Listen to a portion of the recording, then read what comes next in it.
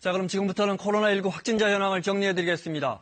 오늘 오전에 나온 확진자가 123명이고 이로써 누적 확진자 수는 556명으로 늘었습니다. 그리고 오후에 추가 확진자가 나와서 현재 전체 확진자는 602명입니다. 네, 중앙사고수습본부 이승훈 기자 연결합니다. 자, 이승훈 기자, 지금까지의 확진자 수 쉽게 정리해 주시면요. 네, 말씀하신 대로 오늘 오전까지 123명의 확진자가 추가된 데 이어서 오후 들어서 46명이 더 확진 판정을 받았습니다. 오후에 추가된 46명의 환자 가운데 신천지 대구교회 관련자는 20명으로 파악이 되고 있고요. 나머지 26명은 현재 조사가 진행 중입니다. 지역별로 보면 오늘 하루에만 대구 경북 지역에서 142명이 추가돼서 대다수를 차지했습니다.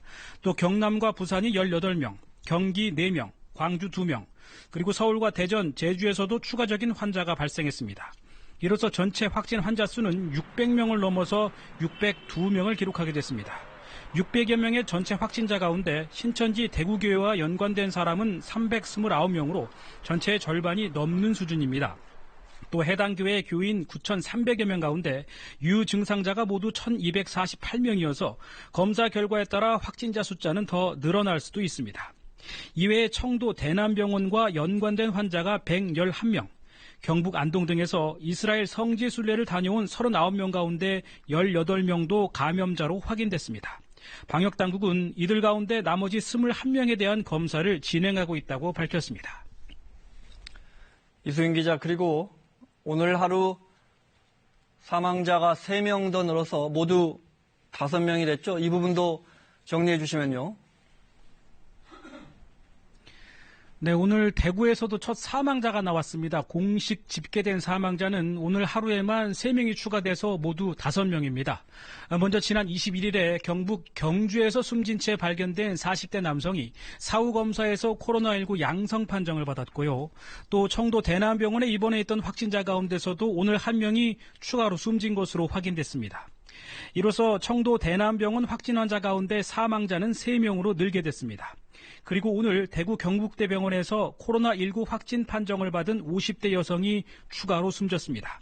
이 환자는 코로나19와는 별개로 혈액 투석 치료를 받고 있었던 것으로 전해졌습니다. 이에 따라 공식 집계된 코로나19 사망자는 모두 5명으로 늘게 됐습니다. 방역당국은 사망자들의 정확한 사인에 대해서는 추가적인 조사를 하고 있다고 설명했습니다.